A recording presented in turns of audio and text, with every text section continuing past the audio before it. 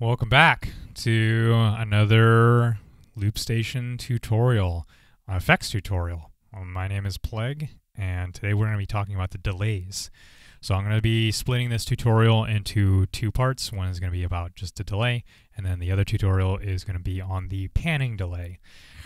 They're essentially the same things. The only difference between the two is one just delays or repeats the sound or the input or both channels at the same time, and then the panning delay alternates between the two channels. So today we're going to be talking about specifically the delay, but a lot of this advice can be shared with the panning delay as well.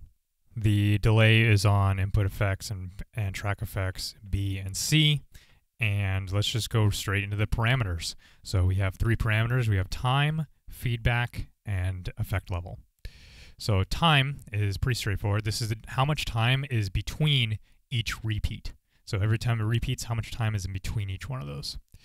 It's both in milliseconds, so you can have very specific milliseconds, and you down to a whole second. And you also have time-based measurements. So if you want it to sync to the measure or the measure of the song, then you can also do it that way as well.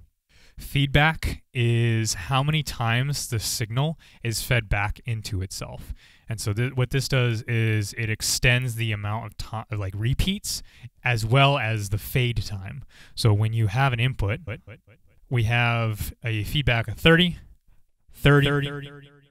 You can hear that it is repeating a certain number of times. So notice that this affects the number of repeats as well as the fade times. Now let's double it. We've doubled it. 30. Feedback 100, I will say, means that it will repeat forever and not stop. 30. To get it to stop, you just change the effect.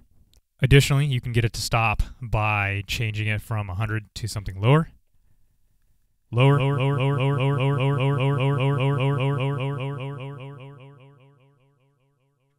And to get it to record something, you have the button on. So right now it has feedback 100, but it's not repeating anything until I turn this on. Now it'll keep repeating, but notice it's not repeating what I'm saying right now because it's off. But if I turn it back on, then it'll start repeating. Now, how did I do the fade? Well, that would be the last parameter. That would be the effect level. Now, the effect level is the volume of the effect, that is the actual repeats. Now, I want you to notice that I haven't changed the effect. It's still on delay. Oh, but my feedback's 98. Let me change that and start speaking into it.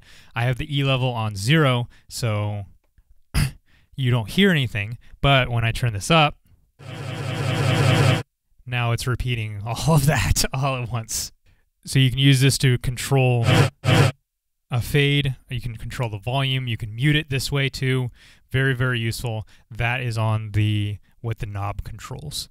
So yeah, there we go. So you can have something recorded. You can just keep it in there. As long as you don't change the delay, you can do all kinds of other stuff, and this will always be ready. As a matter of fact, and right now, input effects A is being controlled by the knob, so it's not going to do anything to this. So if I double tap, now I can bring back the delay control. So how do you use the delay? Well, you can use a delay in, well, the way that it makes sense as a delay. Similar to a reverb, where this makes it feel more echoey. Make sure this is not 100. You can use this as a delay, like or an announcer, speaker announcer. Ladies and gentlemen, welcome to Monster Truck Monday,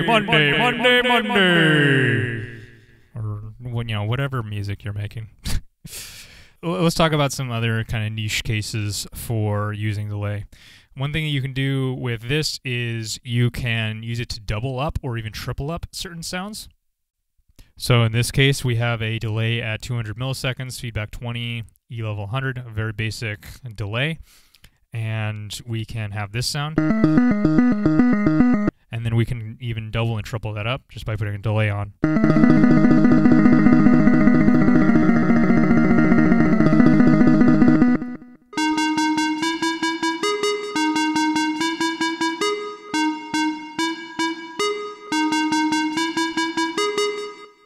Another very common use for the delay is to make bass lines. This is probably what you came here for. So yeah, you can make bass lines with the delay. Now, how this works is we have the delay down to a very low number. So the gaps between each repeat is going to be very, very short. I want to show you how this will work, and why there's a bass line involved. But I'll show you a 24 bass line. So I'm just going to do a kick into the mic.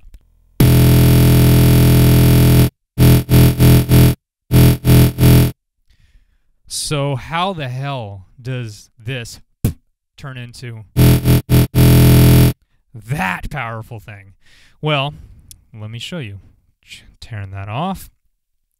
If I start with, let's say, something you can actually hear the gaps between, I'm going to lower this down so you can hear how it slowly will turn into a bass. So here we go.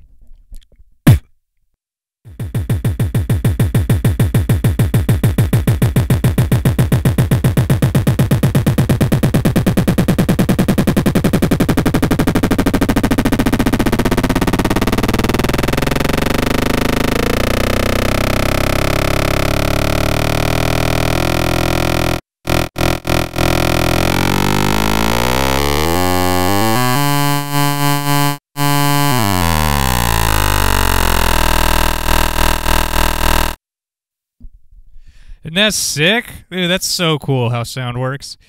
I freaking love this thing. Yeah, you can make some really hardcore bass lines with the delay.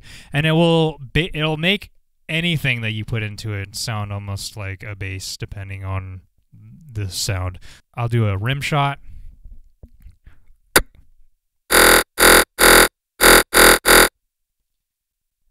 I'll do, let's say, oops, they're recording all this. Screw it, this is a bass line. Literally anything.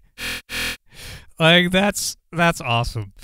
Oftentimes, because this is a very common technique among beatboxers, is we will often talk about this in terms of triggers. So we say we do this to trigger. What we mean by that is we need to be able to make it do the bass line, and we do certain sounds into the microphone to do a bass line. So some common ones is a kick plus a snare. So I'll show you that. Let's clear this, and I'll do a just simple bass kick and a snare.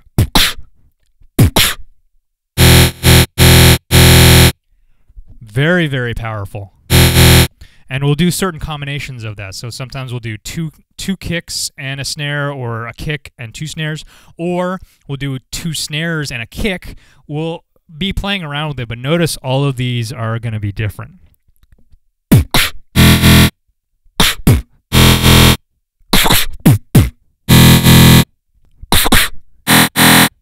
So depending on what you put into the delay will affect what the actual final sound coming out is.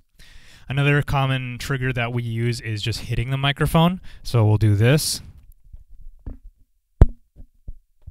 And that would be the trigger. So that is another way to be able to trigger a delay. And notice how you hit the mic also matters. So I'll do a different way. I'll cup it this time.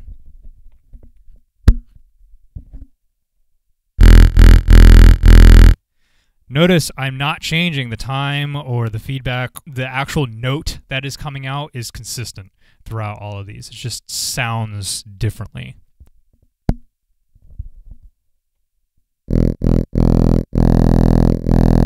Speaking of notes, you can actually change what note a bass is in by changing the time.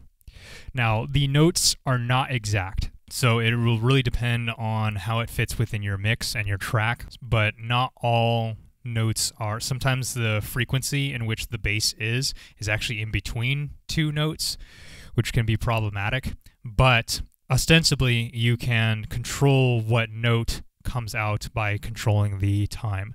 And you can do that either beforehand or you can do it while the effect is going on. So I'll give you both of those examples. I'll just do a kick for the trigger.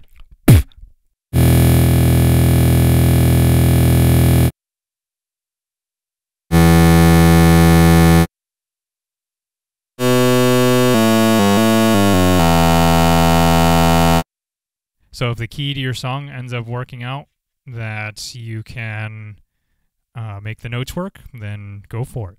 Another note about triggers and getting the bass line to work, even if you have the same stimulus, you can get different results because of how it gets captured and just the variance in human voice and instrumentation.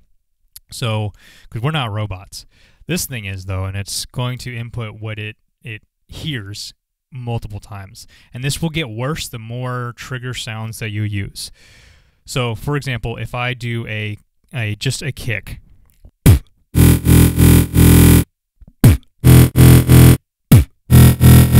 you can hear how each one of those sounded a little bit different. They're all on the same note, and this gets worse the more sounds you add. One example is with the track No Sound. The trigger for that is so it's a BTB KK. That can give you all kinds of results.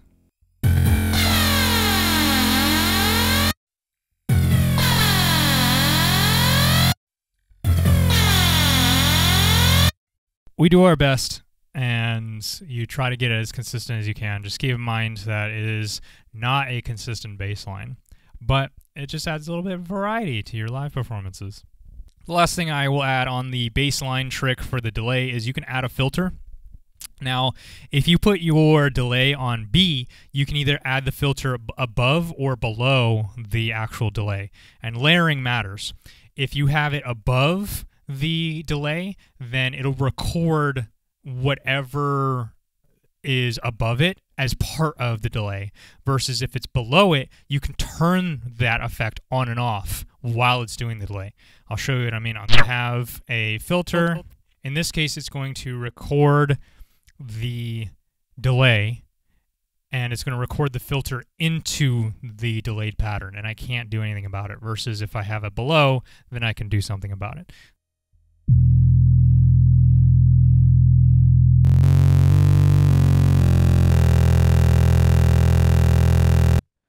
Notice that as I changed the time, the delay sounded more gritty because those recordings weren't being filtered by the filter, but the initial sound that I put into the microphone was being filtered.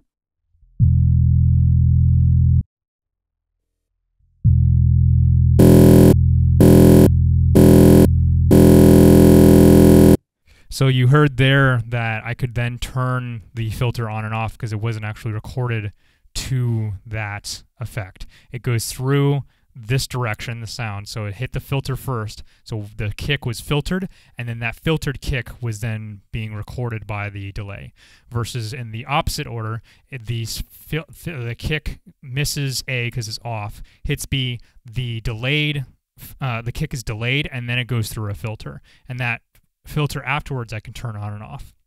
So that should hopefully give you a better understanding of what I mean by the effects are layered. It's the sound goes in this direction, and it will hit each one of those things in that particular order.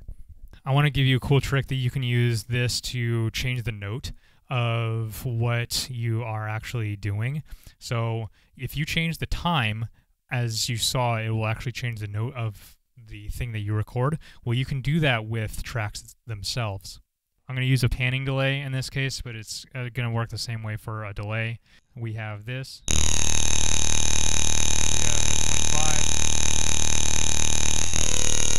Change that.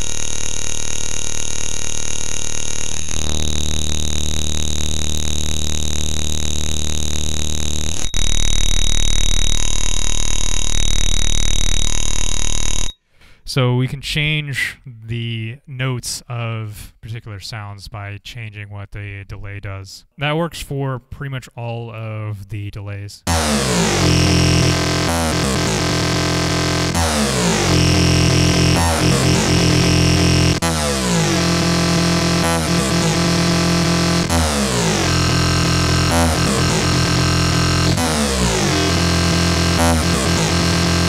If you are using that technique to do a recording and changing the note, that means messing up the time while you're playing several notes can really mess things up.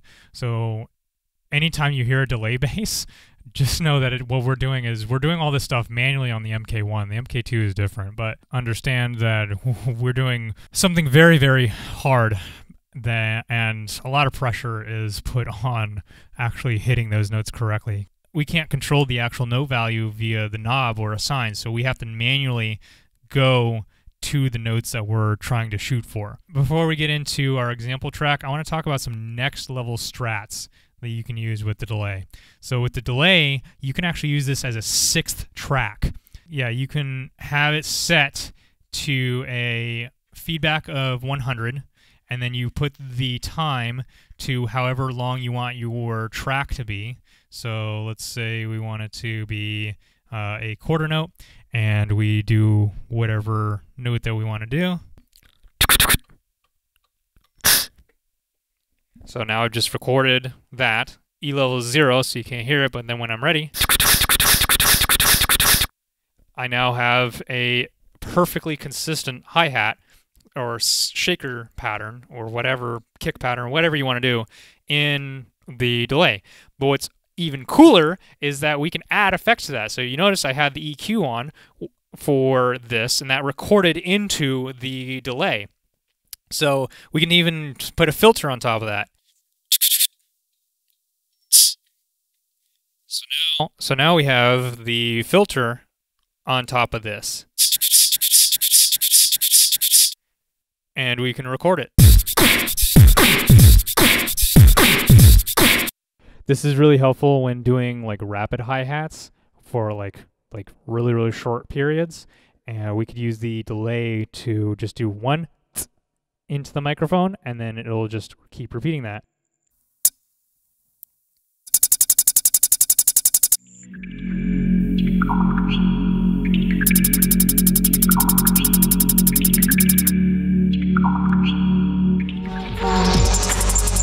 Take off your blindfold.